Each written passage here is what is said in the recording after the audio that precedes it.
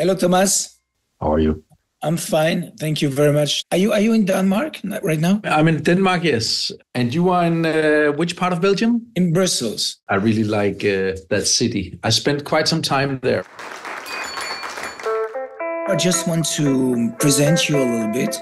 You made a film since a few decades now. You made quite a very impressive entry a long time ago because you create the Dogma 95 with Danish film director Lars von Trier and Jacobsen and others. And you made Festen. Since Festens, you have a very intense and wild career, and you create that kind of a first series, Family Like Ours.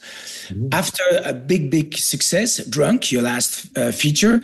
Ce que je vais vous annoncer aujourd'hui aura de très grandes répercussions sur la vie de tous les Danois. It's drama, realistic, but very dystopic, talking about seven personality. When they learn that Denmark will be overwhelmed by water. Le gouvernement, soutenu par un vote parlementaire unanime, a pris la décision d'évacuer progressivement le Danemark en raison de la montée des eaux. Ils vont fermer le pays. Tout le Danemark va être évacué. Did that idea evolve based on the situation we have to face? When I had the idea, people thought it was a crazy experimental thought. And then we were sort of overtaken by time. Then COVID arrived. And we suddenly saw scenes on the television that we had in our script, like press meetings and people struggling to get toilet paper. For some reason, they can lose everything except toilet paper. Yes, so life changed while making this series, and this series became more relevant even, I guess. Tout le monde est devenu fou. Les gens sont prêts à tout pour trouver un peu d'argent depuis l'annonce. It's very experimental, and you have a very sociologic approach. Is that something would change with the COVID and war in Ukraine, or it was always there? No, it was always the case. I never wanted to make a catastrophe movie. It is a kind of a catastrophe movie, just in slow motion, this one. Also, it's not meant to be political or environmental. This is meant to be existential. How do you and I cope in a situation like that, in crisis? You and I being from the Western world, how can we deal with suddenly losing everything we love, everything we take for granted, everything that is served in front of us every day? And it was sort of a mirror, in a sense, of how valuable it is to have a safe home. Well, it's a series also who put in perspective the individual facing the group, I wanted to know if you had that idea to disséquer, in the individual. Disséquer is the right word. We wanted to go step by step and confront and push and see what happens to these human beings under this pressure. I want to see what happens to Danes and Westerners, I suppose, when we lose our empathy. Vous avez vendu votre maison 1,7 million en dessous de sa valeur réelle, juste avant l'annonce, juste avant que le marché s'effondre. On pense que cette affaire pourrait intéresser les autorités. Ça ressemble à un délit d'initié. And also, one aspect of the series, it's not very pessimistic. If you look at drama, there's always hope. There's always someone wanting to achieve something. And in that, there's hope built into it. Ça va aller, ma puce. Regarde-moi, ok?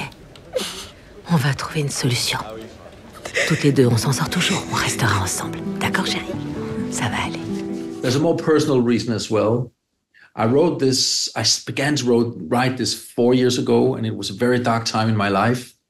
It is still, but I had lost my daughter 1 year before.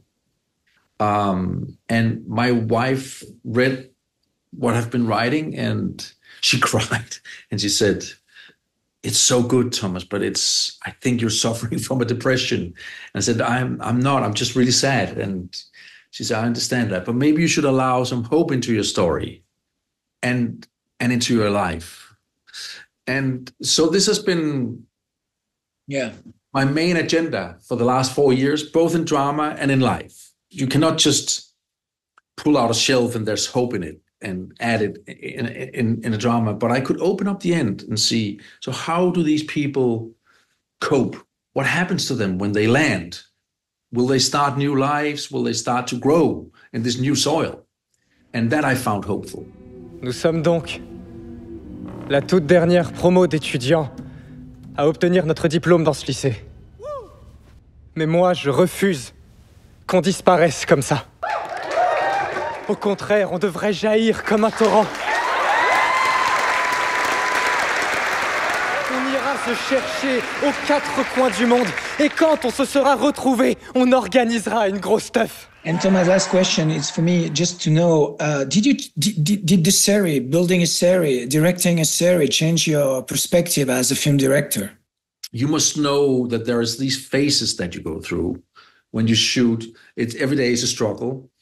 And in the beginning of a shooting phase, there's some self-censorship. There's a lot of fear of this, how is this going to work out and stuff like that. And then halfway through the shoot, it might go away and you just shoot, yeah? But then there's only 15 days left. On a series, it took it was the same, but then there's a year left where you're actually in that phase where you just shoot and where you don't look back and where you forget about yourself and your performance and the money and all that. You just shoot. And that's a really creative place to be. Fabrice, you know that as an artist, that the best thing we can experience as artists is forgetting about ourselves. And on a series, you really had that opportunity because it goes on and on and on and on. And that's quite nice, actually. Thank you very much. Wish you the best, honestly. And same to you. Thank you very much. Thank you. Bye.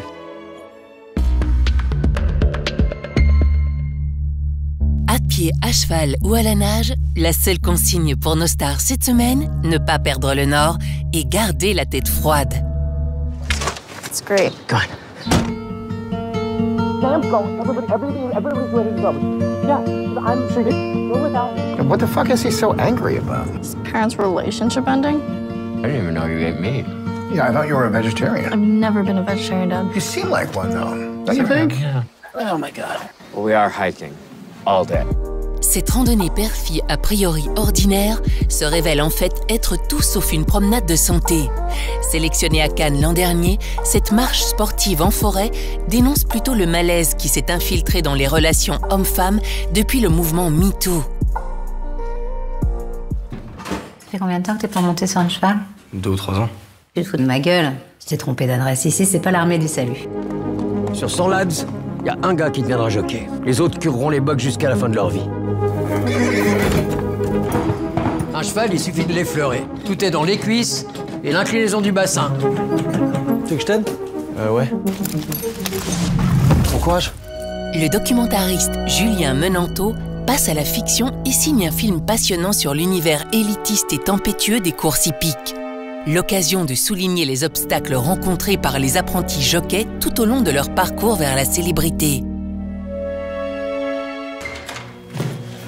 Hei! Takk for at du kunne komme på så kort varsel. Hva er det som har skjedd? Ikke så alvorlig? Nei. Nei.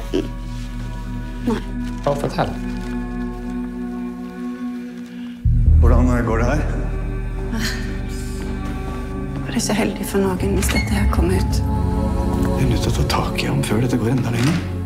Petit-fils d'Ingmar Bergman, le réalisateur Halfdan Ullmann-Tondel insiste avec audace et virtuosité sur la fragilité des rapports humains en situation de crise. Un drame scolaire impressionnant et suffocant, auréolé par la Caméra d'Or à Cannes l'an dernier.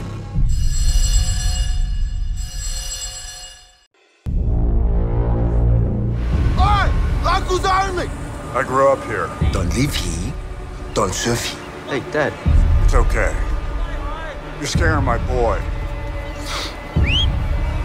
Now. No need for all this fuss. Listen to me, brother. I know it's smart to lose space in front of your boy, but you gotta know when to back down, or it could get a whole lot worse. Attention, ne confondez pas Beach Boys et Bay Boys. Les bonnes vibrations des icônes de la surf musique californienne ont cette fois fait place aux mauvaises intentions d'un gang de surfeurs australiens. Et c'est Nicolas Cage qui va devoir les affronter s'il veut récupérer sa planche.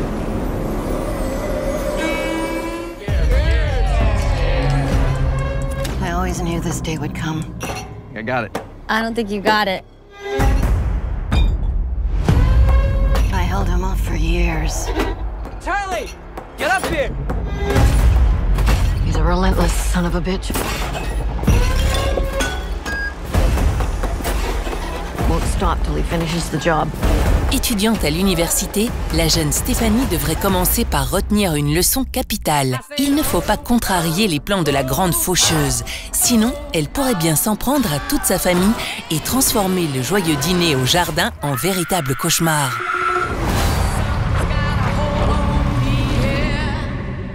Good luck. À la semaine prochaine.